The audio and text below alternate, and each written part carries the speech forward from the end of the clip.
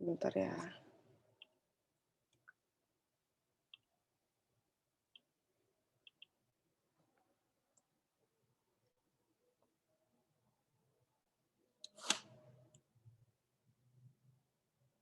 Oke. Ini udah kelihatan belum ya semuanya? Kelihatan sih. Kelihatan. Oke. Selamat malam semuanya. Aku Stefani ya dari angkatan 2015. Hari ini aku mau sharing-sharing dikit tentang resusitasi neonatus. Di sini kita pokoknya sama-sama belajar aja ya. Jadi kayak aku sih berharap di akhir kelas ini kita sama-sama ngerti, sama-sama paham, bukan menghafal tapi kita sama-sama mengerti tentang resusitasi neonatus. Nantinya kalau misalnya terlalu cepat atau gimana kalian boleh chat aja ya gitu. Oke, kita lanjut, kita mulai ya. Oke, bentar. Oke, jadi pertanyaan pertama, apakah semua neonatus perlu untuk diresusitasi? Kalau menurut teman-teman gimana? Perlu atau enggak untuk semua neonatus diresusitasi?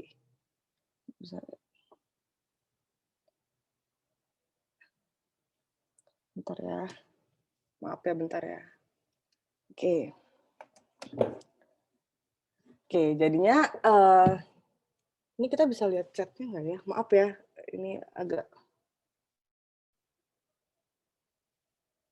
Oke.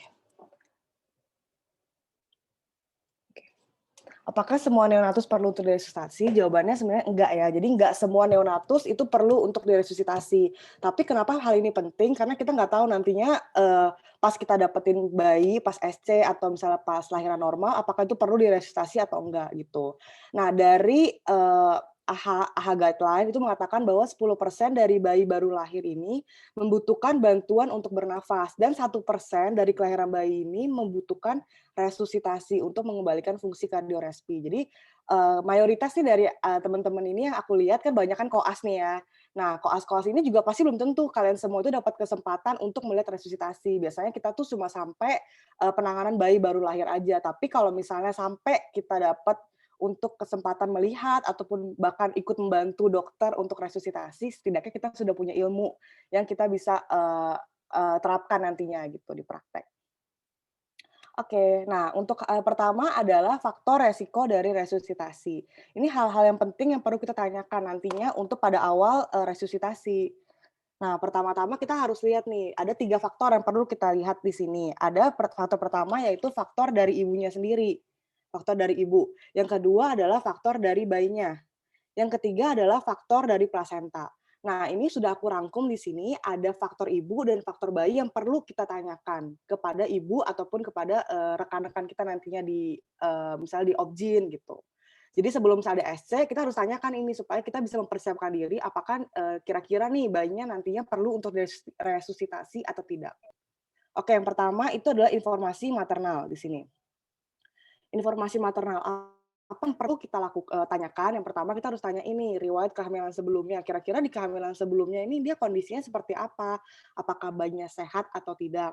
Apakah ada kelainan atau tidak? Kemudian yang kedua adalah kita perlu tanyakan USG antenatalnya gimana. Dari USG tampak ada kelainan atau tidak? Apakah ada tampak kelahiran yang letak kelainan letak ataupun misalnya ada kelainan-kelainan kongenital atau tidak. Kemudian kita juga harus tanyakan apakah ada riwayat penyulit di dalam antenatal. Kita juga harus tanyakan apakah ibu ini memiliki resiko infeksi kehamilan dan riwayat-riwayat obat yang dikonsumsi oleh ibu. Nah, informasi bayi ini juga penting nih, apalagi untuk kita koas-koas anak atau dokter-dokter umum nantinya.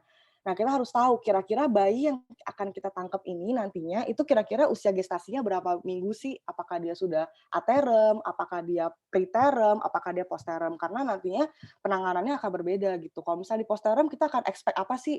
Yaitu biasanya ada mekonium, apakah ada nanti kita harus pikir lagi nih kira-kira apakah kita perlu suction mekoniumnya atau tidak gitu. Nah, aterem itu berapa minggu sebenarnya?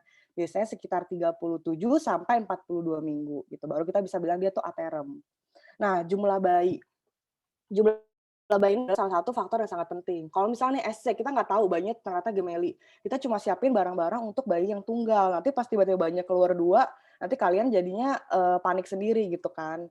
Nah, terus kita juga harus tahu tadi apakah kira-kira biasanya sih kalau pas misalnya waktu di LDS tuh biasa sudah di VT, entar bidannya bisa kasih tahu, "Oh tadi pas di VT kelihatan ada ketubannya hijau." Jadi kita udah bisa expect nih, oh mungkin dia postmatur. Jadi kita harus siap-siap nantinya kondisi bayinya mungkin tidak akan sebaik kalau bayi-bayi yang aterem. Jadi kita harus, mempersiapkan diri dan alat-alatnya juga gitu. Kita juga harus lihat dari DJJ-nya dan juga dari kelainan kongenital. Oke. Bentar ini cara hapusnya gimana?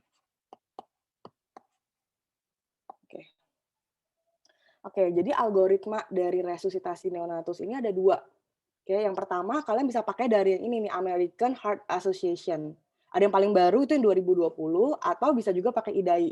Sebenarnya konsepnya sama aja, tapi biasanya kalau aku lebih sering pakainya yang American Heart Association karena lebih simpel gitu. Tapi terserah sebenarnya sama aja. Jadi kalau kalian lebih nyaman pakai bahasa Inggris, ya pakai bahasa Inggris. Kalau kalian lebih nyaman mungkin menggunakan yang bahasa Indonesia, ya pakai bahasa Indonesia aja gitu ya. Jadi nantinya untuk di materi hari ini aku akan pakai yang sebelah kiri yang bahasa Inggris ya. Oke, jadi untuk pertama-tama apa sih yang perlu kita siapkan? Yang pertama adalah yang kita perlu siapkan adalah alatnya, yang pasti harus infant warmer dan juga lampu. Nah, nantinya kalau misalnya ini soal ada di OSKI, kalian juga jangan cuma sebutin, "Oke, aku akan siapin infant warmer dan juga lampu," tapi kalian harus, kasih tahu, "Saya akan menyalakan infant warmer dan saya akan mengecek apakah dia, suhunya sudah, nyala atau enggak, apakah dia berfungsi dengan baik atau enggak." Jadi jangan cuma, "Oke, siapin ini," tapi tidak dinyalakan gitu. Terus siapkan juga handscoon dan juga apalagi zaman sekarang kita butuh APD juga untuk diri kita sendiri. Kemudian kita harus siapkan alat saturasi, penghitung waktu, kita harus siapkan handuk kering minimal 3. Nanti aku akan jelasin kenapa sih harus 3. Terus next juga kita harus ada sumber daya manusia of course, yang minimal juga harus ada 3. Lalu plastik bila berat, bayinya itu kurang dari 1.500 gram, atau juga ada beberapa literatur yang mengatakan kalau kurang dari 32 minggu juga kita butuh plastik. Kemudian butuh topi juga kalau dia kurang dari 1.500 gram, dan EKG monitor. Oke, ini cara gampangnya untuk aku ngafalin, apa sih barang-barang yang perlu kita, siapkan. Kalau alat tuh tadi yang kita kelihatan aja kita sebutin. Tapi kalau untuk bahan-bahannya nanti kita bisa, lihat dari ini nih, airway, breathing, circulation, and drugs. Jadi ini akan memudahkan kita untuk mengingat apa sih yang perlu kita siapkan. Nanti soalnya pas OSKI kan belum tentu semua barang-barangnya ada. Jadi kita tetap harus kayak ada cara yang lebih mudah untuk kita menghafal gitu. Yang pertama airway. Jadi airway itu kita harus siapin apa aja, suction, kemudian kita harus siapin ETT-nya, kita harus siapin laryngoscope dan juga Miller blade. Jadi kalau untuk resusitasi neonatus biasa kita pakai blade-nya yang lurus gitu, namanya Miller blade. Kemudian yang kedua, breathing. Kita butuh sungkup, kita butuh bagging, dan juga kita butuh neopuff atau tipis resuscitator. Yang ketiga, kita butuh yang untuk circulation-nya. Apa yang kita butuh IV umbilical catheter dan juga stetoskop. Yang keempat, kita butuh drugs, yaitu kita butuh epinefrin, NaCl, dan juga naloxone. Dan others-nya ya vitamin K, krem, dan gunting umbilikal. Itu untuk nantinya setelah selesai diresusitasi. Gitu. Oke. Oke. Nah, ini ada gambar-gambarnya nih, biar kalau misalnya kalian mungkin ada beberapa teman-teman di sini yang udah pernah ikut resusitasi, karena kalian mungkin udah pernah ikut resusitasi di SC atau di manapun kalian berada. Ada juga teman-teman belum pernah lihat, jadi aku kasih sedikit gambar-gambar yang mungkin kalian belum pernah lihat sebelumnya. Nah, ini namanya infant warmer. Yang kayak gini namanya infant warmer, ada beda-beda bentuk, tapi kurang lebih semua kayak gini. Kemudian kalau misalnya plastik tuh seperti apa sih? Pokoknya kalau bayi datang di bawah 1.500 gram atau di bawah 32 minggu, langsung diplastikin kayak gini. Jangan lupa dipakein topi. Jadi pas datang langsung diplastikin gitu ya. Kemudian tadi banyak disebutin kan tipis resuscitator atau neopuff itu alatnya seperti ini ya. Lalu ini Miller blade. Jadi dia tuh ada 3 ukuran, ada yang 00, ada yang 0, ada yang 1. Bedanya apa? Kalau misalnya dia very preterm, jadi kecil banget bayinya di bawah 1.500, kita pakai 00. Tapi kalau dia preterm atau di bawah 2.500, kita pakai Miller blade-nya yang size 0. Kalau dia bayinya aterem, bayinya nggak prematur, maksudnya nggak terlalu kecil ukurannya, itu kita 1 gitu. Jadi kalau dia normal kita pakai 1. Jadi kalau misalnya dia sangat kecil 00, kalau dia kecil 0, kalau normal 1 gitu ya. Oke. Nah, ini tuh Apgar score. Pasti kalian teman-teman juga udah pada tahu ya tentang Apgar score ini. Ini untuk mengevaluasi. Jadi nanti kita akan lakukan di menit pertama dan juga di menit kelima untuk mengevaluasi apakah resusitasi kita ini terdapat perbaikan atau enggak gitu. Nah, nanti ada 5 indikator yang kita bisa lihat. Yang pertama tuh appearance, kemudian dari pulse-nya, dari denyut jantungnya, kemudian kita bisa lihat dari grimace-nya gimana, kemudian juga kita bisa lihat dari aktivitasnya gimana, dan juga dari respiration-nya. Respiration-nya kita bisa lihat dari tangisan dan juga kita bisa lihat dari auskultasinya gitu ya. Poinnya ada 0, 1, dan juga 2. Nah, kalau normal itu sekitar 7 sampai 10, kalau sedang 4 sampai 6, kalau asfiksia berat 0 sampai 3. Ini sebenarnya udah agak jarang dipakai ya. Waktu aku koas sih udah jarang banget ditanya tentang Apgar, tapi ya kalian cukup tahu aja bahwa ada yang namanya Apgar ini untuk mengevaluasi hasil dari resusitasi kita gitu ya. Oke, nah untuk pembagian tugasnya ini biasa dilakukan 3 orang minimal. Jadi nggak boleh ya dilakukan sendiri. Biasa dokter-dokter akan minta kalian buat tim gitu ya, tergantung dokternya. Biasa kalian buat tim. Nah, ada orang pertama yang dia akan mengurus, dia sebagai kapten atau leader. Kapten atau leader ini dia itu memiliki peran utama di sini ya. Jadi dia akan memberikan briefing kepada teman-temannya untuk, nanti kamu ngapain gitu. Nah, setelah itu juga dia akan take charge untuk airway dan juga breathing, gitu, untuk si kapten dan leader atau leader ini. Nah, kemudian orang kedua adalah sirkulasi. Sirkulasi ini biasanya dia itu kerjanya adalah keringkan bayi, kemudian dia rangsang taktil, dia pasang plastik, ganti kain, dan dia utamanya adalah sirkulasi. Berarti dia dengerin suara jantung, kemudian jadi suara nafas, dan juga dia akan lakukan chest compression nantinya. Lalu yang orang ketiga ini adalah orang yang mengurusi equipment atau obat dan juga alat. Nah, biasa orang ini akan menyiapkan alat-alat. Jadi dia akan memastikan bahwa semua alat yang dibutuhkan itu ada di situ. Jangan sampai bayinya udah nyampe, tapi alatnya belum ada. Lalu orang ini juga akan mengaktifkan timer karena waktu itu sangat berperan penting dalam resusitasi neonatus dan juga akan mengukur suhu. Lalu dia akan bekerja sama juga dengan orang kedua, yaitu sirkulasi untuk memasang plastik, rangsang taktil, dan juga ganti kain yang sudah basah. Lalu dia akan pasang sensor pulse oximeter, lalu juga dia akan mengingatkan teman-temannya bahwa waktunya sudah lebih atau kurang, lalu akan mencatat tindakan yang obat-obatan yang diberikan. Nah, nantinya kalau dibutuhkan untuk pemasangan dari kateter vena umbilikal, dia akan memasang kateter umbilikal gitu. Oke. Oke, kita akan masuk ke algoritmanya. Sebentar ya. Oke, jadi aku akan pakainya yang AHA ini ya. Nah, jadi pertama-tama tadi aku udah jelasin ya, apa yang kita perlu tanya-tanyakan dulu kepada ibunya atau kepada teman kita tentang riwayat dari ibu dan anak ini. Kemudian anaknya lahir. Oke, di sini anaknya lahir. Oke, yang kita perlu tanyakan ada 3 hal. Oke, cuma 3 hal aja yang perlu kita hafal, yang perlu kita tanyakan. Yang pertama, bayinya term atau enggak. Yang kedua adalah tonusnya baik atau tidak. Yang ketiga, apakah dia menangis atau tidak. Oke, jadi harus tanyakan 3 hal ini. Term, tonus, dan juga apakah dia menangis atau tidak. Oke, kalau dia iya, berarti kita cuma perlu melakukan tata laksana awal, bersih-bersih awal, kemudian kita hangatkan dia, dan juga kita boleh langsung memberikan dia untuk IMD kepada ibunya. Tapi kalau dari 3 ini salah satu aja nggak ada, kita langsung ke bawah, oke? Kita langsung pindahkan dia ke infant warmer. Oke, di infant warmer, oke, di sini tadi aku mau jelasin juga yang 3 kain ya. Jadi yang pertama kita akan tangkap nih bayinya. Bayinya akan kita tangkap, kemudian menggunakan kain yang pertama. Itu kain yang pertama, lalu kita pindahkan bayi tersebut ke infant warmer. Nah, di infant warmer kita akan pakai kain kedua untuk mengeringkan bayi. Setelah bayi udah kering, itu kain akan sangat basah kan. Kita harus ganti ke kain ketiga. Makanya kenapa tadi aku bilang harus pakai minimal 3 kain di sini. Oke, tadi udah. Jadi kita akan pindahkan dia ke infant warmer, kita akan posisikan dia ke sniffing position. Sniffing position itu seperti apa? Dia itu harus kita chin lift sedikit, kemudian agak sedikit ekstensi, tapi jangan terlalu ekstensi. Jadi seperti inilah kurang lebih gambarnya ya. Nah, ini fungsinya untuk apa? Supaya kita membuat ini nafas bayinya itu nggak ada blockage gitu. Jadinya dia bisa nafas dengan baik gitu ya nantinya. Oke, terus yang kedua nih suction. Biasa kan teman-teman langsung pengen cepet-cepet suction kan kalau lihat bayinya nangis, tapi kalau sekarang tuh, suction ini tidak diperlukan, hanya diperlukan kalau dia ada gargle. Jadi kalau kita dengar dia ada grok grok grok bunyinya baru kita suction, tapi kalau misalnya nggak ada, ya sebaiknya jangan di-suction gitu. Nah, untuk suction sendiri, biasanya kita lakukan dari mulut dulu pertama, baru kita naik ke hidung. Jadi mulut baru hidung. Kemudian jangan terlalu dalam ya, jadi cuma sampai nasofaring atau orofaring. Karena kalau terlalu dalam, dia bisa menginduce refleks vagal, nantinya bisa jadi bradikardi gitu ya. Kemudian tadi juga keringkan di bayinya, tadi udah aku bilang.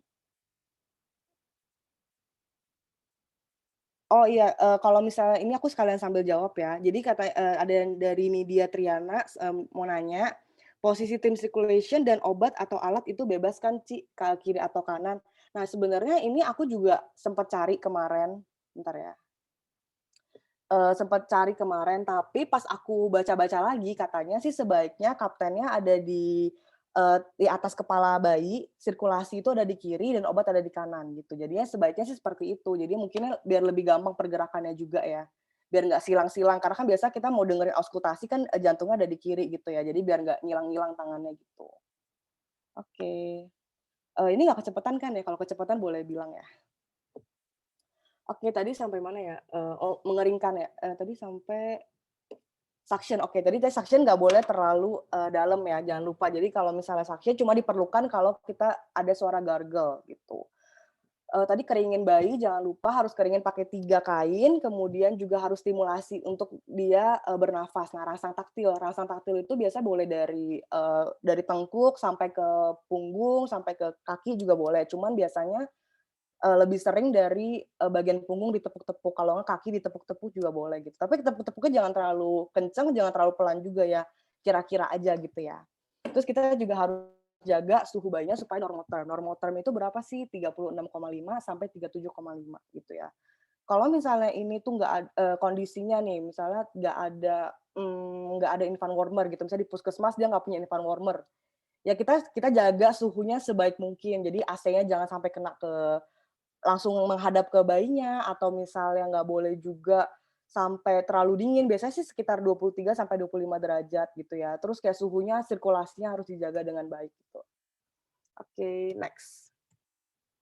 Oke, sekarang kita next ya. Jadi hal yang kedua yang kita perlu cek. Setelah kalau misalnya kita udah cek term, cek turnus, dan juga cek dia menangis atau enggak, kita perlu cek lagi nih, dia apnu atau dia megap-megap, atau dia heart rate-nya kurang dari 100 kali per menit. Ada yang tahu nggak di sini cara kita ngitung heart rate pada neonatus di mana dan gimana cara ngitungnya? Boleh jawab di komen yuk kalau misalnya ada yang tahu. Ada yang tahu nggak teman-teman? Ayo jangan malu-malu. Aduh, gimana cara lihat nih?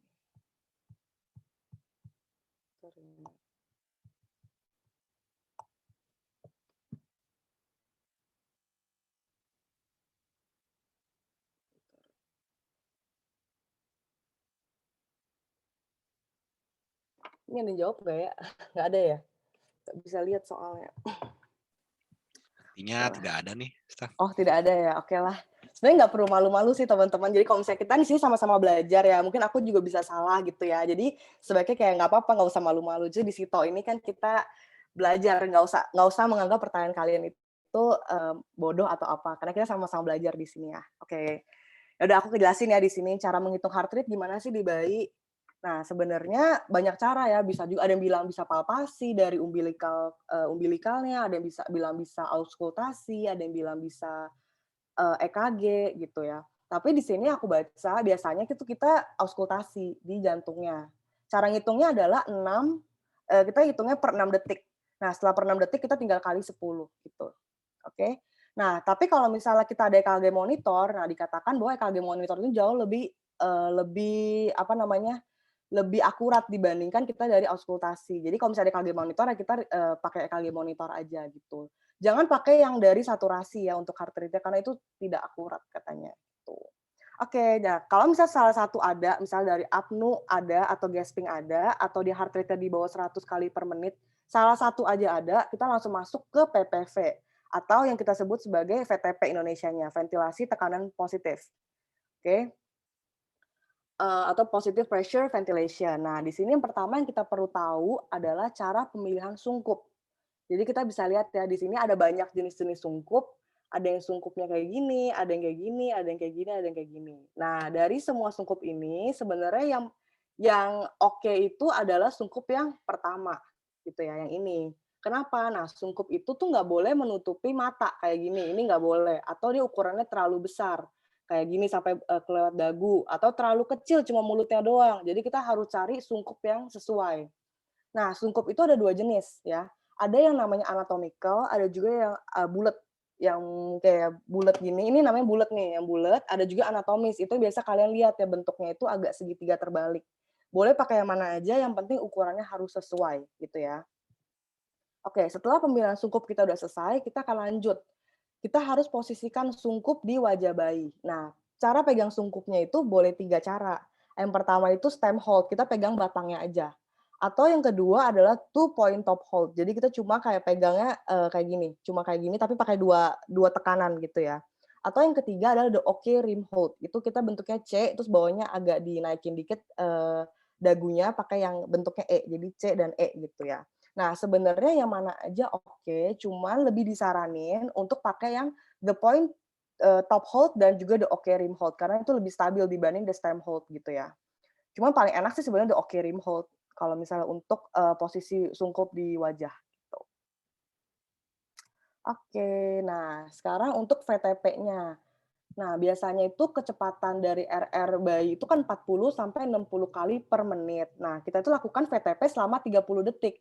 Jadi yang kita berikan itu adalah sekitar 20 sampai 30 kali per 30 detik, gitu ya. Nah, cara kasihnya adalah tekan, lepas, lepas, tekan, lepas, lepas. Jadi kecepatannya kayak gitu. Kurang lebih cara lebih gampangnya kayak gitu sih. Tekan, lepas, lepas, tekan, lepas, lepas. Jangan terlalu cepat, jangan juga terlalu lambat gitu ya. Konsentrasi biasa oksigen yang digunakan itu kalau misalnya bayi yang di atas 35 minggu, di atas sama dengan 35 minggu itu kita kasihnya FiO2-nya 21% room air. Tapi kalau prematur kita boleh lebih tinggi sampai 30%, tapi hati-hati juga ya kalau memberikan oksigen jangan sampai terlalu tinggi karena nantinya bisa menyebabkan, jadi toxic gitu untuk bayinya. Biasa flow meternya kita berikan sih, 5 sampai 15 liter per menit gitu ya, tapi boleh, sekitar 10 liter per menit tuh oke gitu untuk flow meternya. Oke, tekanan. Sekarang tekanan ya, tadi konsentrasi, sekarang tekanan. Tekanan itu ada 2, yang pertama adalah PIP, yang kedua adalah PEP. PIP, PIP, itu dia adalah, peak inspiratory pressure, jadi yang kita berikan ke bayinya, tekanan tertinggi diberikan di setiap napas, gitu.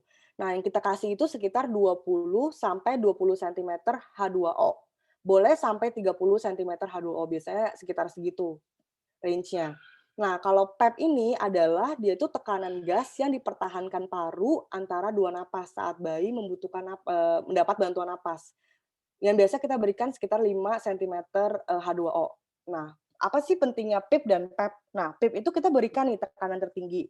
Nah, PEP ini adalah bertujuan untuk mempertahankan supaya parunya nggak kolaps gitu. Jadi kita kasih tekanan, tapi kalau misalnya kita kasih terus nanti dia bisa kolaps kan. Nah, PEP inilah yang membantu kita supaya mempertahankan, si paru-paru ini nggak kolaps nantinya gitu. Nah, di sini juga kita jangan lupa untuk, pasang SpO2 monitor dan juga kalau misalnya ada EKG monitor langsung pasang EKG monitor gitu ya.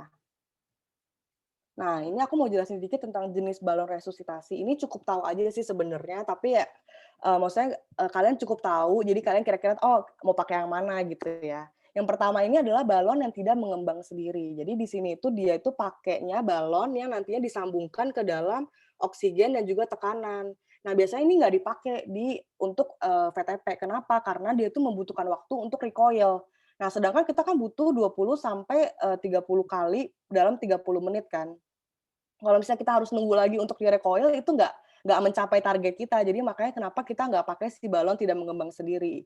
Nah, yang kita pakai antara 2, antara yang pertama ini balon mengembang sendiri, balon mengembang sendiri ini itu biasanya sering kita pakai nih kalau misalnya misalnya di, OT gitu kita sering pakai kayak gini kan yang ada, apa namanya, ada bisa ditekan gitu ya, ada ambu bag-nya.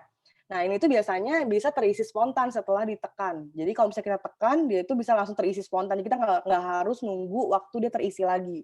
Nah, kita tinggal pasang si PEP-nya ini di sampingnya. Jadi kita kayak ekstra si PEP-nya supaya tetap ada PIP dan PEP, gitu. Tapi kekurangan dari balon mengembang sendiri ini adalah kita tuh, dia tuh tekanannya itu tergantung dari berapa kuat kita menekan si, ambu bag-nya itu.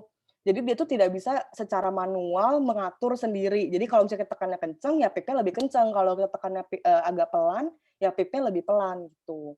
Nah, kalau misalnya kita mau lebih akurat, kita biasa pakainya tipis resuscitator. Jadi ini udah semuanya itu pakai mesin gitu ya. Kita tinggal atur aja ini pokoknya kita atur PIP-nya mau berapa, terus kemudian PP tinggal diputer. Jadi kalau kalian udah pernah lihat mungkin kalian bisa kebayang ya, tapi kalau belum pernah lihat mungkin agak bingung. Ini aku jelasin dikit lah ya. Jadi ini tuh adalah puteran untuk si PIP-nya, peak inspiratory pressure. Kalian tinggal atur, kan kalian maunya kan sekitar 20 sampai 25 kan. Jadi tinggal diputer aja. Terus kemudian si PEP-nya ini tinggal kalian puter juga, mau di sekitar 5 kan, 5 cm H2O ya kan. Nah, nanti kalau misalnya itu kalian tinggal tekan. Jadi kalau ditekan itu PIP, PIP. Nanti kalau misalnya kalian tekan ini ya, yang kayak orang ini ditekan, yang kayak gini ditekan, itu dia PIP, PIP. Ininya si pressure-nya ini akan naik ke atas. Dia akan naik ke angka 20 misalnya yang kalian mau. Nah, ketika kalian lepas, itu akan PEP gitu. Nah, dia akan turun ke 5 biasanya. Jadi kalian udah gampang nggak usah berapa kenceng, pokoknya kalian buka tutup gitu. Itu cara pakai si tipis resuscitator ini. Oke? Oke, next. Nah, sambil kalian lakuin VTP, kalian juga harus evaluasi nih, VTP-nya berhasil atau enggak. Nah, cara kalian bisa evaluasi sambil VTP, kalian lihat nih, dadanya mengembang atau enggak ya. Jadi jangan cuma kalian VTP terus, tapi kalian nggak evaluasi. Kalian harus lihat, ini mengembang atau enggak. Jadi sambil VTP, kalau dadanya mengembang, berarti udara yang kalian, tekanan yang kalian masukin itu masuk ke dalam gitu. Terus tampak bayinya itu ada usaha nafas spontan. Kemudian kan kita udah pasang nih tadi SpO2-nya. SpO2-nya pasti meningkat ya kan. Terus kemudian yang ketiga ini peningkatan heart rate-nya lebih dari 100 beats per menit gitu. Nah, biasanya kita evaluasi lagi itu biasanya 2 kali VTP. Jadi kita VTP pertama nggak ada hasil, VTP kedua nggak ada hasil. Misalnya nggak ada hasil, oke. Nah, kalau nggak ada hasil, kita harus pakai si ini, Mister Sopa, atau yang kalau Indonesia itu namanya Suster Ipta. Terserah mau pakai yang mana aja, mau Mister Sopa atau Suster Ipta, tergantung kalian anaknya ngafalinnya gimana gitu ya. Nah, aku pakai Mister Sopa ya di sini. Jadi M itu adalah mass readjustment. Kalian lihat lagi. Tadi udah diajarin ukurannya tepat atau enggak. Terus kalian, pakainya bener atau enggak, apakah nutupin sampai mata atau dagunya tiba-tiba ternyata lewat gitu, misalnya keluar dari dagunya gitu. Jadi kalian harus readjust lagi mass-nya.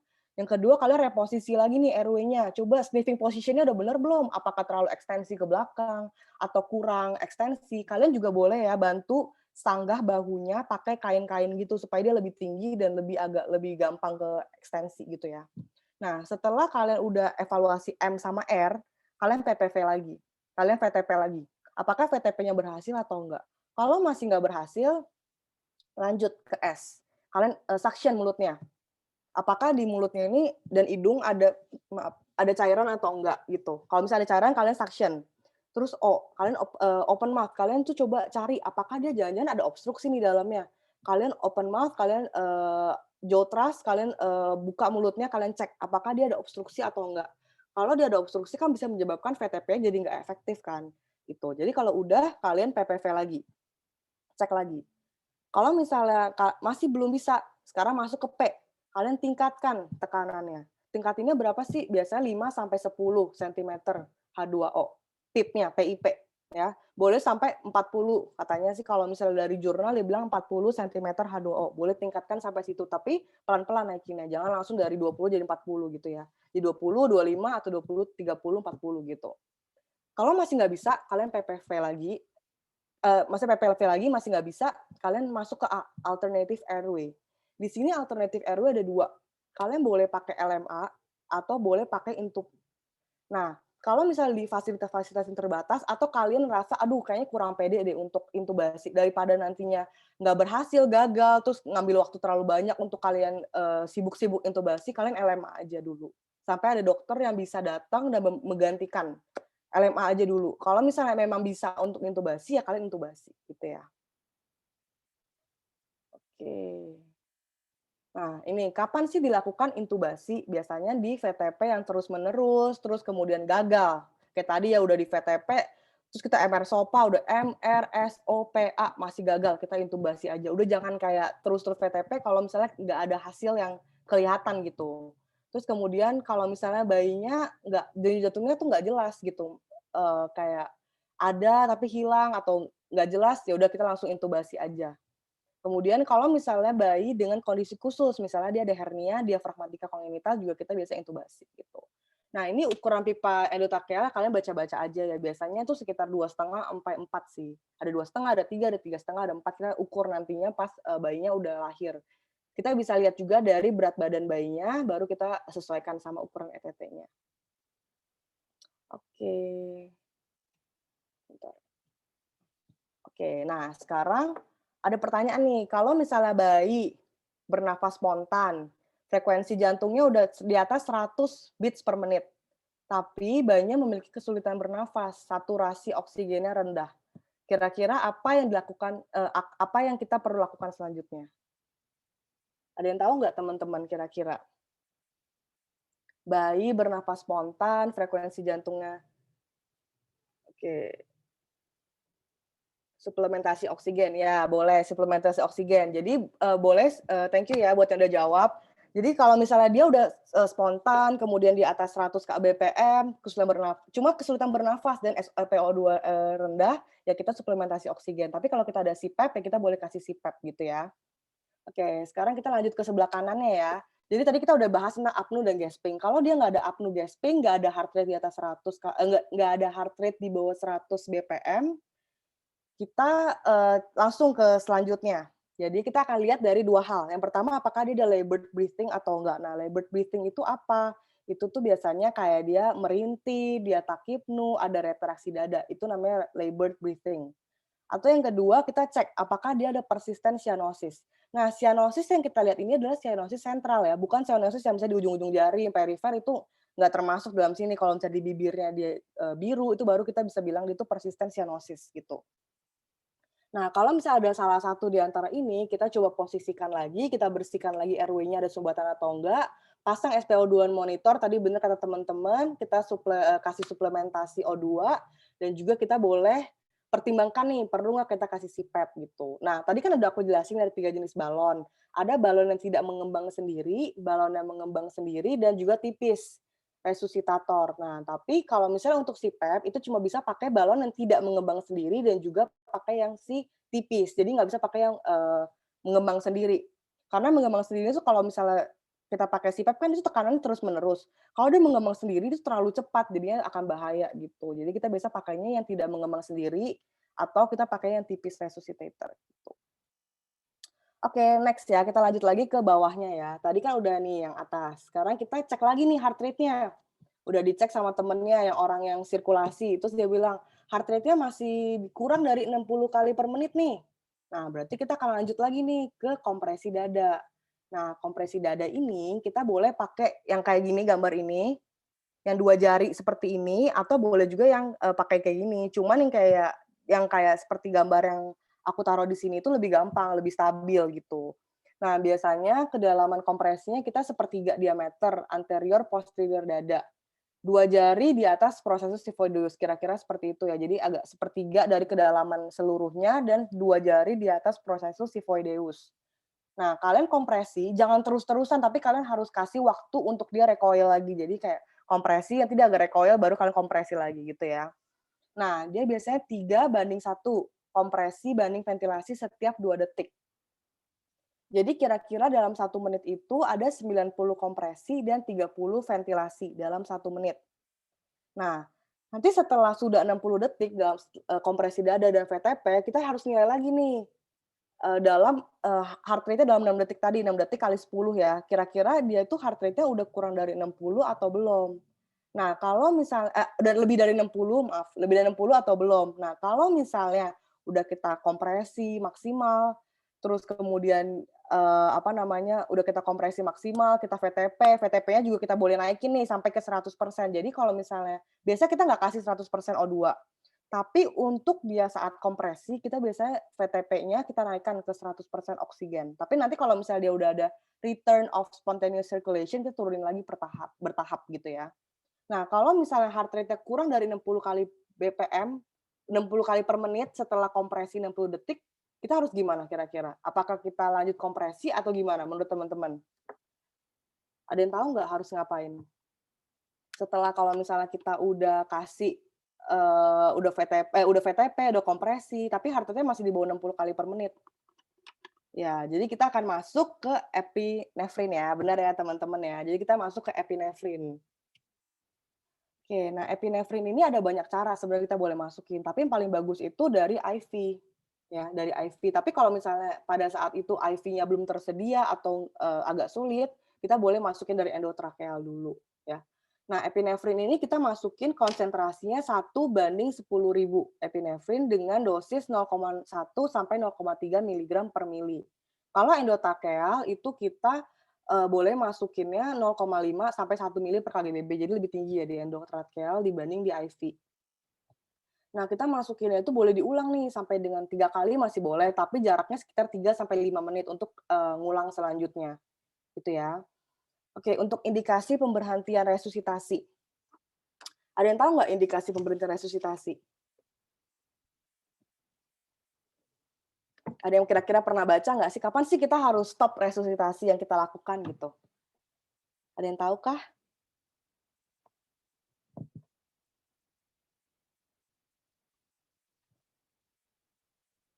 Oke.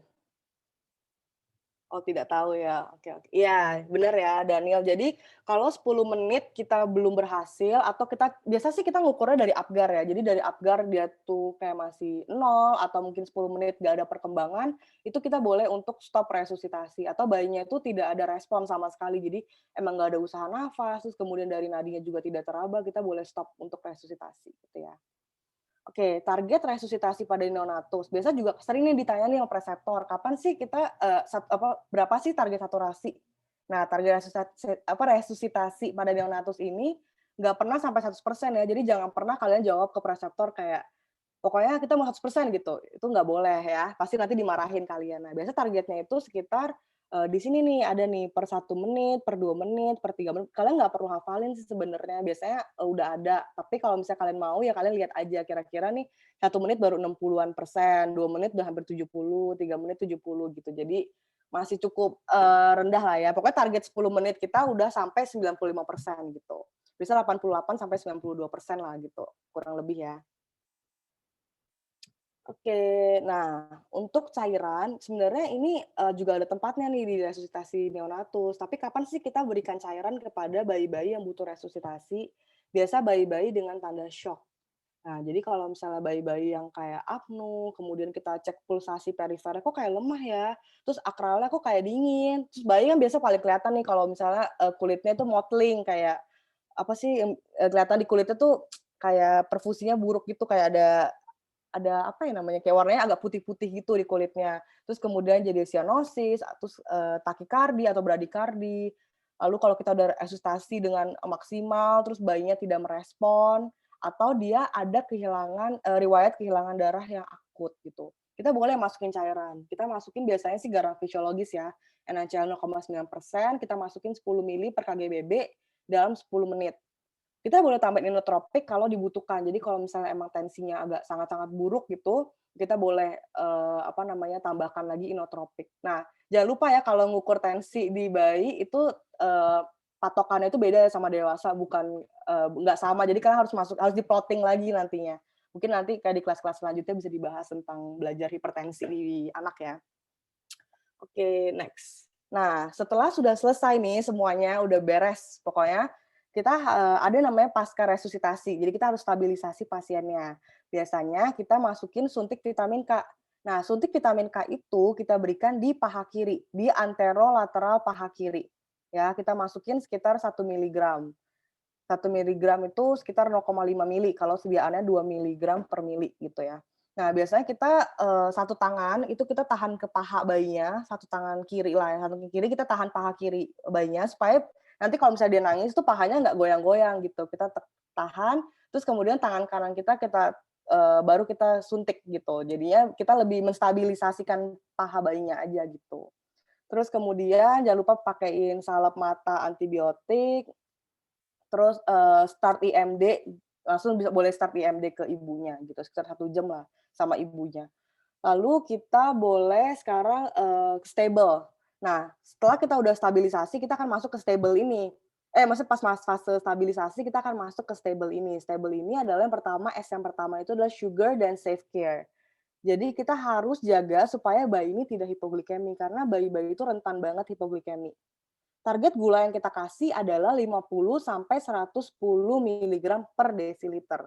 Itu target gulanya. Kemudian temperatur harus dijaga. Tadi aku bilang 36,5 sampai 37,5. Jangan sampai hipotermia.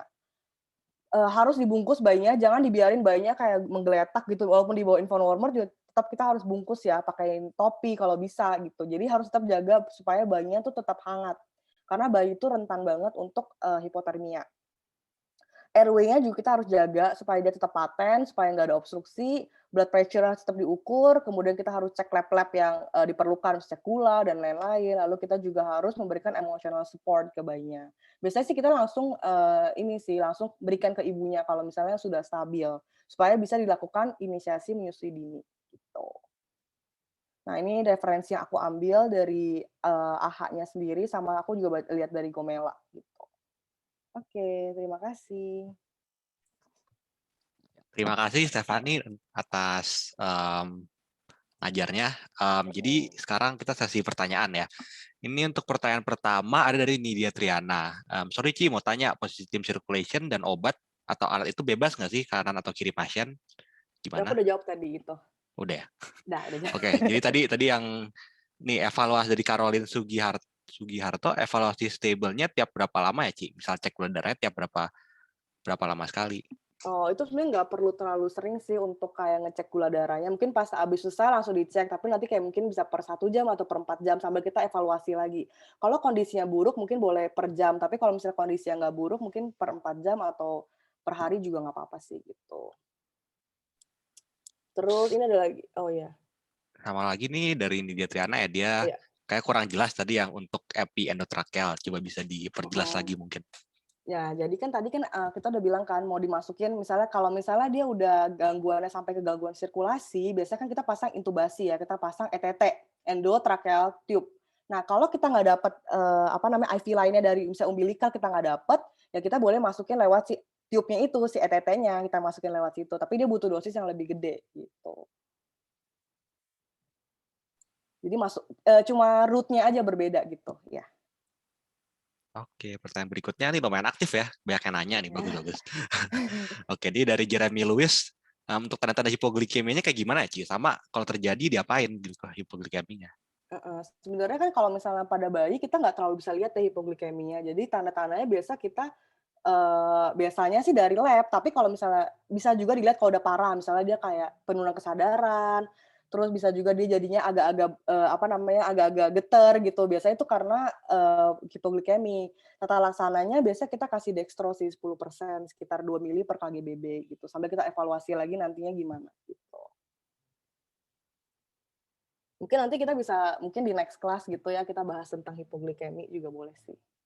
Karena cukup sering ya, apalagi kalau bayi-bayi masuk NICU, itu sering banget hipoglikemi. Oke, untuk next question-nya dari Daniel. Malam, Ci, mau tanya untuk final assessment pasca VTP pertama itu gimana ya? Apakah wajib lanjut VTP 15 detik, baik dada mengembang atau dada nggak mengembang, tapi LDJ naik, atau baru lanjutkan striptanya lalu ke second assessment? Bentar, aku baca dulu pertanyaannya ya. Gimana soal final first? Oh, untuk first assessment pasca VTP pertama itu gimana ya, Ci? Apakah wajib lanjut 15 detik, baik dada ngembang atau dada nggak ngembang, tapi LDJ? Maksudnya gimana ya soalnya? Sorry, aku agak nggak ngerti ya. First assessment pasca VTP.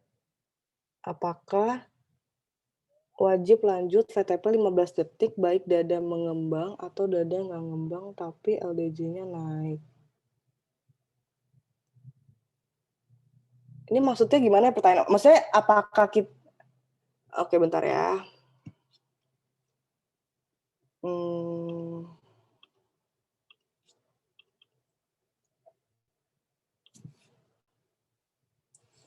Yang ini ya.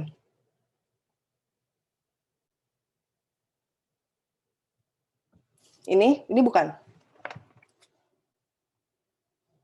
Ya, gimana pertanyaannya coba? Maksudnya kalau misalnya udah VTP, kita kapan? Aduh, maaf, ini VTP. berapa kali kita lakukan gitu ya maksudnya ya? VTP berapa kali baru kita evaluasi atau gimana?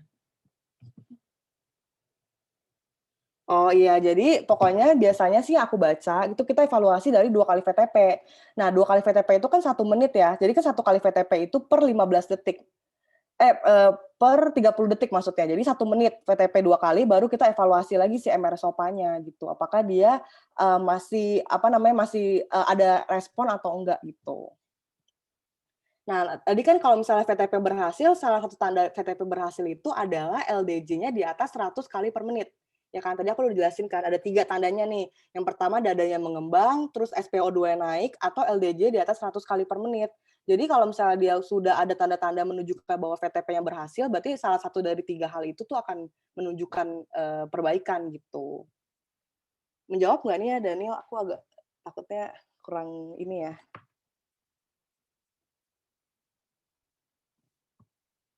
Jawab tuh sepertinya. Oh, oke deh. Kalau misalnya masih bingung boleh tanya lagi sih. Aku takutnya kayak, salah paham aja gitu. Oke. Ayo, apa ada pertanyaan lagi?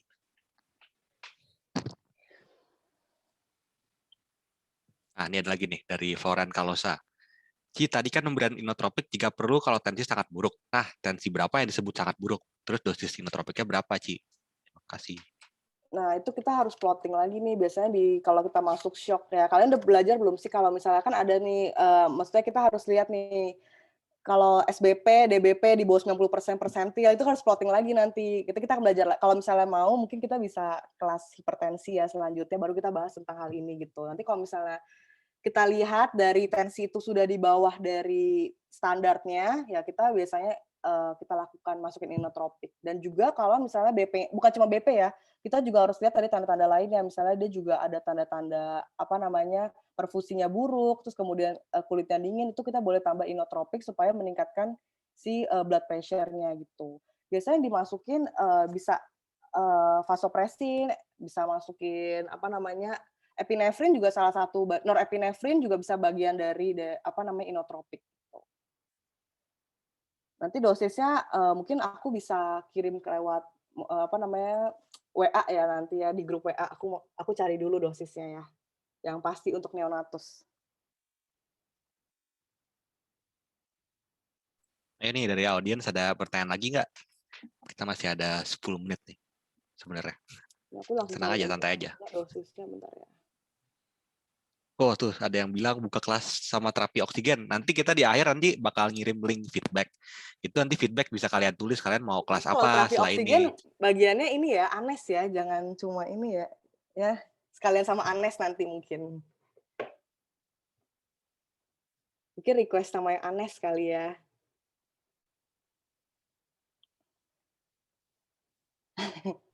Ya, Bentar siapa ya. lagi ada yang mau bertanya?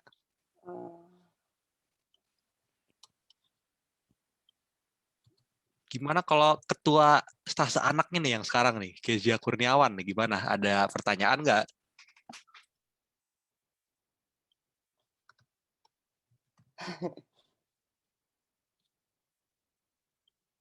Ini udah pada ini belum sih? Udah pernah pada resusitasi sendiri belum sih? Atau belum pernah? Nih ada pertanyaan lagi nih dari Gabriel Rumayau. Oke. Yang tadi kompresi kan 3/1 selama 2 detik. Kompresinya berarti lumayan cepet ya berarti untuk kompresinya. Iya, lumayan Itu. cepat. Kan dia kecil kan badannya, bukan kayak kita dewasa gitu. Jadi kayak 1, 2, 3 terus kasih 1 kali gitu. Karena dia badannya kecil jadi lebih cepat gitu dibanding yang gede. Kalau gede kan kita harus nunggu waktu recoil-nya lebih lebih lama. Gitu. Jadi lebih cepat. Cuman aku sih sejujurnya aku waktu pas kelas anak belum pernah sampai tahap ini ya, tahap apa namanya, kompresi. Itu mungkin orang-orang yang beruntung ya bisa melihat dan membantu resusitasi.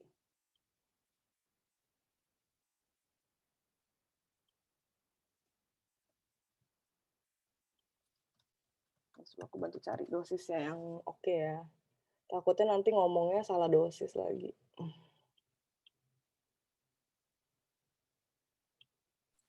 Nih akhirnya si Kezia bertanya nih. Oke. Jadi cara hitung LDJ bayi itu gimana ya? Mungkin bisa diulang dan diperjelas mungkin dari Oke. Steph. Jadi itu ngitung LDJ itu biasanya pakai auskultasi. Jadi kita auskultasi di bagian jantungnya ya. Kita auskultasi, kita hitung per 6 detik. Jadi kan biasanya emang ada timernya tuh ya, kita timer tuh 6 detik. Jadi 1, 2, 3, 6 detik, kita hitung berapa kali, terus tinggal dikali 10 gitu. Itu cara ngitung LDJ. Tapi kalau misalnya ada EKG, ya kita pakai EKG, lebih akurat. Jangan pernah pakai itu ya yang dia saturasi ya. Gitu deh caranya. Karena kan kita juga butuh waktu yang cepet kan, nggak mungkin kita 60 detik cuma nungguin ngitung denyut jantung aja gitu.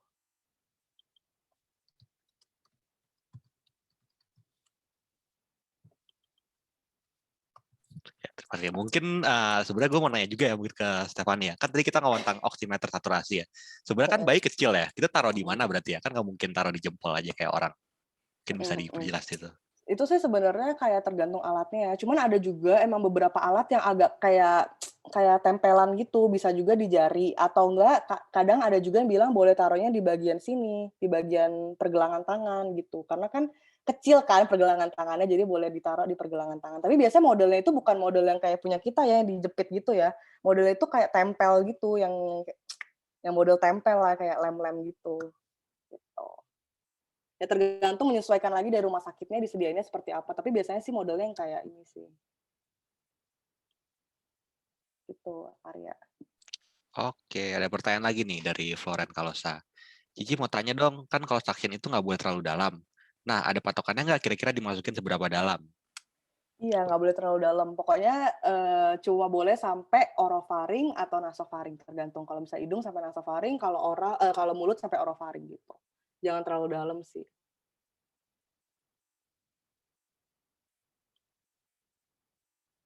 Menjawab nggak nih?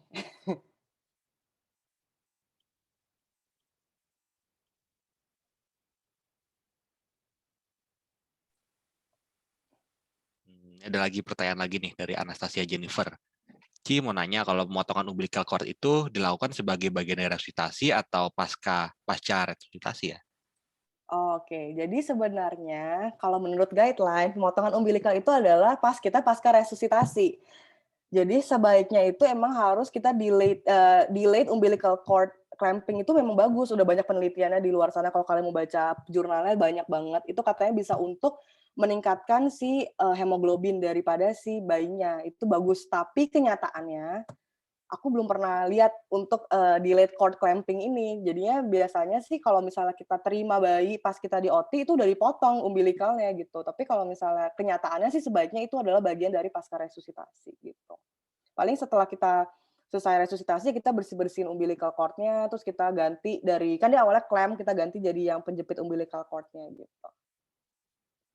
Tapi kalau idealnya ya kita harusnya delayed cord clamping itu cukup bagus sih, sekitar 30 detik sampai 120 detik.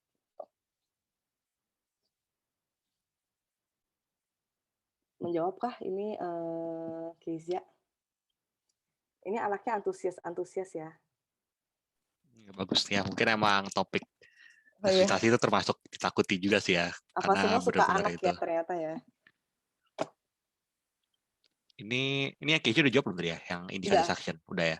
Ini Udah. berikutnya, ini dia indikasi suction tadi kan kalau ada Oh gargle, iya, itu iya, iya. kedengaran langsung apa atau dengan auskultasi? Oke, jadi indikasi suction itu tadi ada gargle. Biasa kedengaran langsung kok kalau kenyataannya, jadi bayinya tuh kedengaran kayak ada gerak-gerak gitu, kita langsung suction aja. Kalau kita ragu sebenarnya suction nggak apa-apa, tapi jangan terlalu dalam sih sebaiknya. Karena yang takutin itu adalah suction yang terlalu dalam, itu menyebabkan dia vagal refleks itu jadi muncul gitu.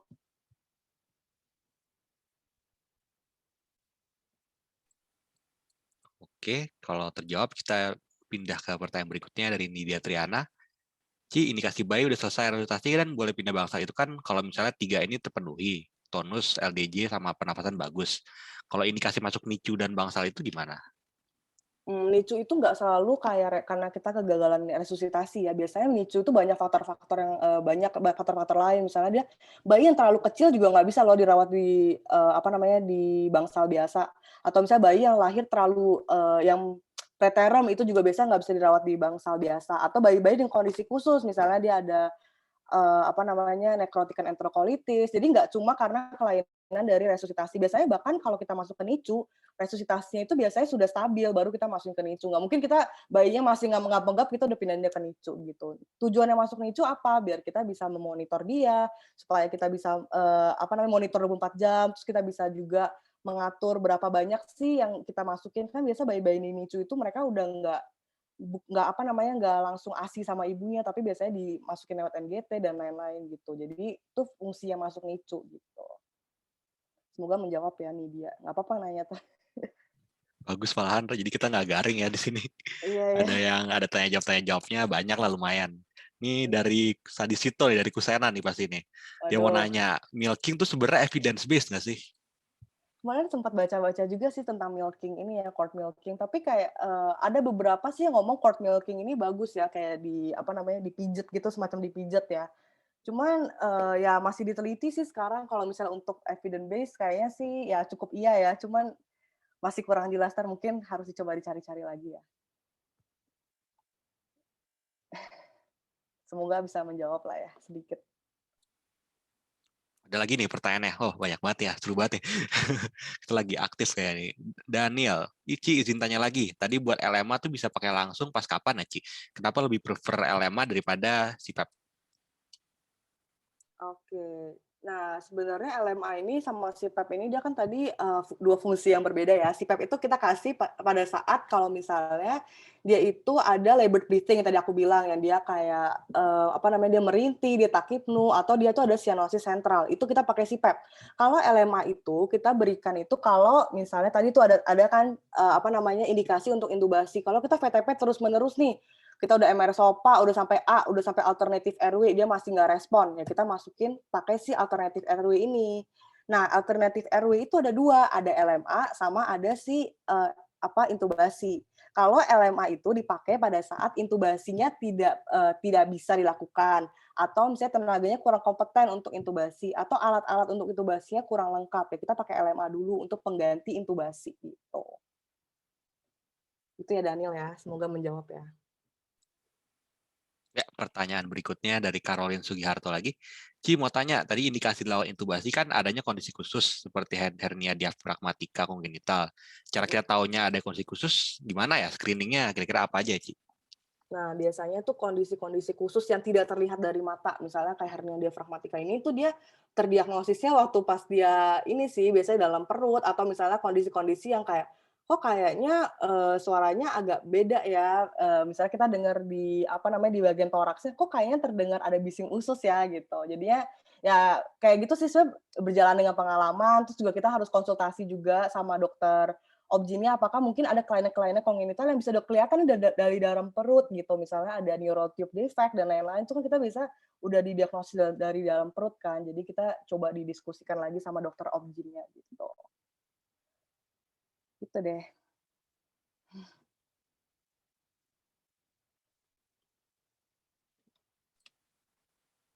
Ayo apa? Masih ada pertanyaan lagi? Udah pas ya jamnya ya? Ya pasti jamnya, tapi ya oke sih grupnya banyak nanya nih, termasuk yang Iya, aktif lah. aktif ya. Masih Mungkin pada mau nanya suka lagi juga anak boleh kok. kali ya? Antara suka atau takut mungkin ya Iya. sama anak kayaknya. Semoga membantu ya.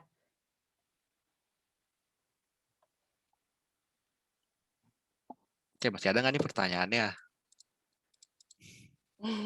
Bisa aja. Iya.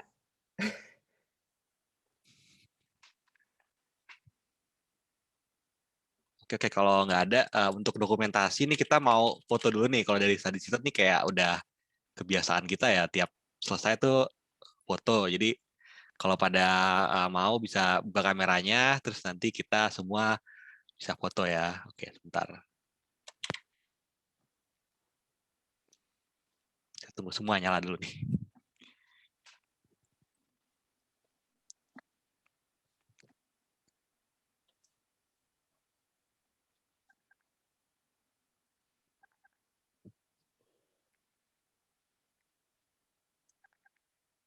Oh, kayaknya masih mau nanya, beban juga nih.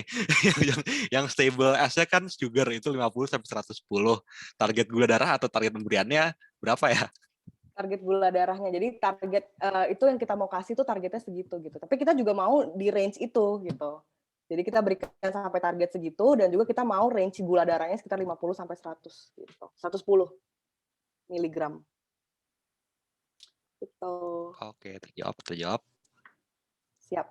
Oke, ini tolong kalau ada yang mau nyalain kameranya, kita bentar lagi foto. Keja, tolong nyalakan kameranya. Kalau ketuanya nggak pakai foto. Oke, ini udah pada semua. 3, 2, 1. Oke, udah foto. Nah, nanti aku kasih link buat feedback ini nih. Feedbacknya ini nanti bisa diisi. Kalian misalnya mau kelas apa setelah ini, misalnya kalian mau kita ngajar tentang antropometri kah atau apa yang kalian ingin tahu, nanti tinggal diisi di feedback form, nanti kita usahain untuk melaksanakan kelasnya. Ini feedback formnya. Oke, silakan diisi, nanti kita kirim lagi sih di grup WA-nya untuk feedback formnya. Jadi terima kasih ya udah pada ikut, terus terima kasih udah pada aktif. Gue suka sih kalau gini sih, jadi kelihatan lah kita semua jadi belajar banyak untuk hari ini. Oke, jadi kita tutup untuk kelas hari Thank you ini. semuanya ya. Terima Semoga kasih. membantu ya.